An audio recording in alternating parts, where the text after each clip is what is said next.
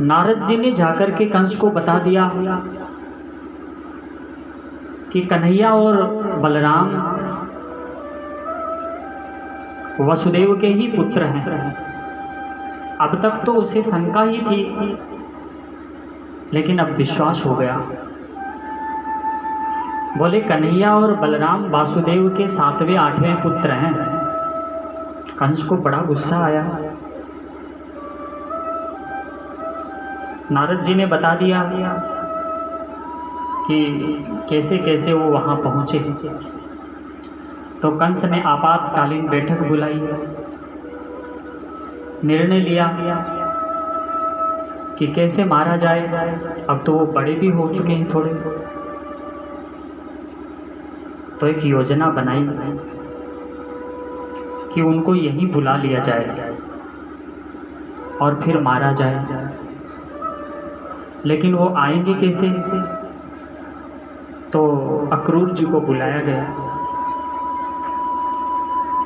और अक्रूर जी को भेजा कि कैसे भी करके तुम कृष्ण और बलराम दोनों को लेके आओ। अक्रूर जी बड़े दुखी भी हुए, प्रसन्न भी हुए। दुखी इसलिए हुए कि वो भगवान को लेके आएंगे और कंस उनको मारने का प्रयास करेगा, और प्रसन्न इसलिए हुए कि भगवान के दर्शन करेंगे जाके। तो अक्रूर जी नंद बाबा के घर आए। शाम को पहुँचे, नंद बाबा से मिले, सारी बात बताई। वृंदावन के लोगों को पता चल गया कि कन्हैया और बलराम दोनों कल सुबह मथुरा चले जाएंगे। सबको बड़ा कष्ट हुआ। आंखों के तारे थे कन्हैया और बलराम, पूरे वृंदावन वासियों के। सुबह चलने लगे तो गोपियों ने, ग्वाल वालों ने रथ को घेर लिया, जाने नहीं देंगे। यशोदा माँ की आंखों में भी आंसू थे। यशोदा माँ ने रोते हुए कहा, कन्हैया मुझे तो आज पता चला है कि तू मेरा बेटा नहीं है। अब तू मेरा बेटा है ही नहीं तो तेरे ऊपर मेरा क्या अधिकार है? अब तो तू अपने माँ बाप के पास जाएगा ही। लेकिन इस ग्वालिनी को भूलना मत। भगवान कृष्ण की आंखों में भी आंसू आ गए।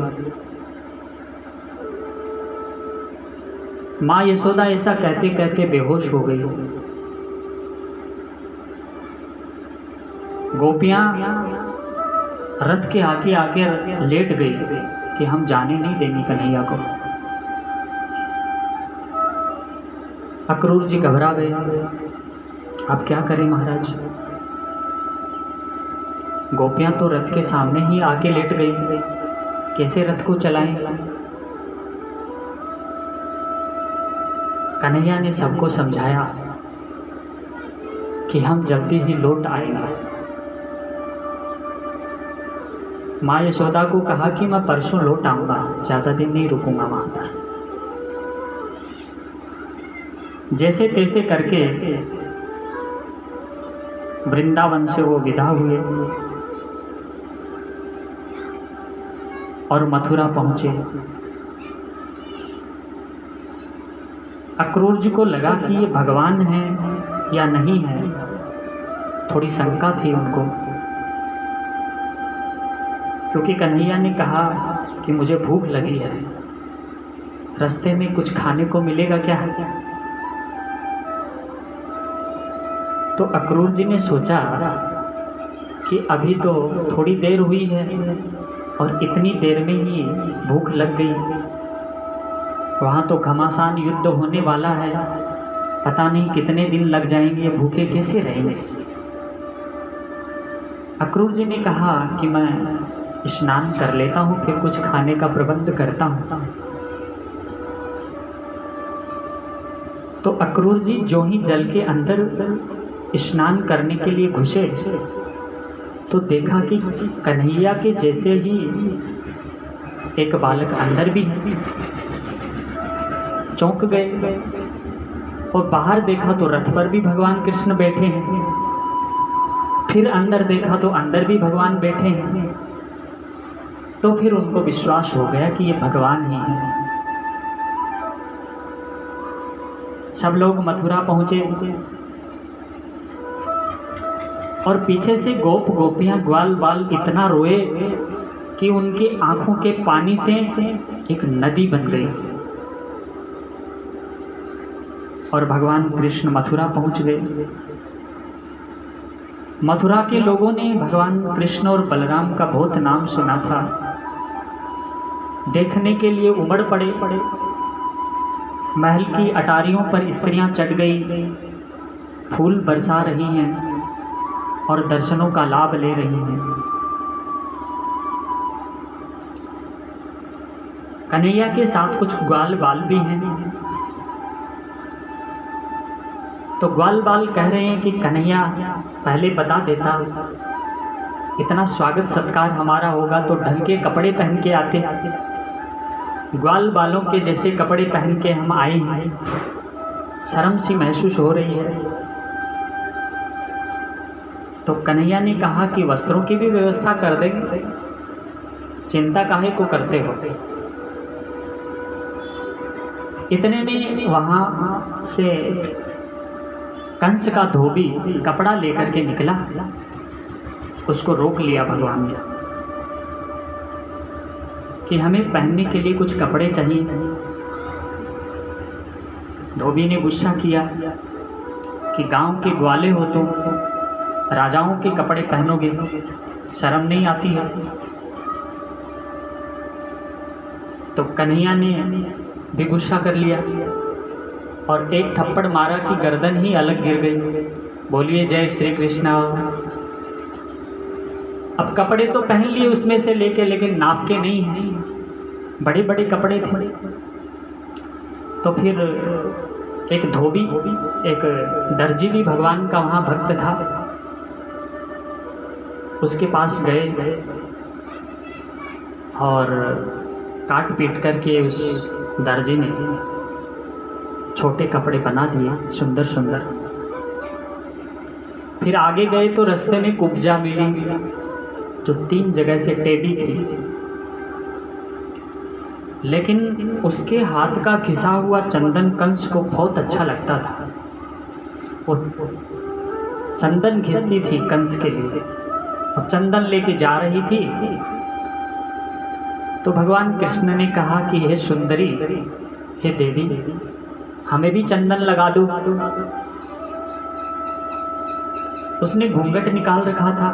आज तक किसी ने उसको सुंदरी नहीं कहा क्योंकि वो तो कुबड़ी थी। बड़ी प्रसन्नता उसको हुई कि आज किसी ने मुझे सुंदरी तो कहा। तो उसने कहा लगा देंगे चंदन। कौन हो तुम? भगवान ने पूछा। बोले मैं कंस के लिए चंदन घिस के लेके जाती हूँ। महाराज कंस को मेरा घिसा हुआ चंदन बहुत अच्छा लगता है। तो भगवान ने उसके पैरों पे अपना पैर रख के और ठोडी के हाथ लगा के थोड़ा झटका दिया और उसको सीधा कर दिया। तिलक लगाते ही उसका कुबड़ दूर कर दिया भगवान ने और वो सुंदरी के जैसा उसका रूप हो गया। फिर आगे चले। आगे कंस के सभा भवन में पहुंच गए। कंस ने तैयारी कर रखी थी पहले ही कि इस प्रकार से वो दोनों आएंगे और इस प्रकार से हम मार देंगे उसको। तो वहां सभा में एक धनुष था और वो धनुष ऐसा था, बहुत भारी था, किसी से उठता नहीं था। और कंस को बताया हुआ था कि जो इस धनुष को तोड़ देगा वो तुम्हें मार भी देगा। तो भगवान कृष्ण ने जाते ही सबसे पहले उस धनुष को ही तोड़ दिया। कंस को पता चल गया। अब तो कंस घबरा गया एक कुवलियापीड़ नाम का हाथी था, बड़ा बलशाली। 10,000 हाथियों के जितनी ताकत उस एक हाथी में ही थी। उसको शराब पिला करके और तैयार कर रखा था कि आते ही इस हाथी को उसके सामने कर देंगे कन्हैया और बलराम को, तो हमें कुछ करना ही नहीं पड़ेगा, यह हाथी देख लेगा उसको। लेकिन भगवान ने उस हाथी को भी मार दिया और उसके दांत तोड़ लिए, पटक दिया उसको। आगे बढ़े तो दो पहलवान आए, मुष्टिक और चाणूर, उनको भी मार दिया और फिर उछल करके कंस के सिंहासन पर पहुंच गए। कंस ने कहा पकड़ो इसे, मारो, छोड़ो मत। लेकिन भगवान तो कंस के सिंहासन पर ही चढ़ गए, कंस को नीचे पटका और ऊपर से खुद कूद गए और छाती पर जो ही कूदे तो कंस के प्राण ही निकल गए। बोलिए कृष्णचंद्र भगवान की।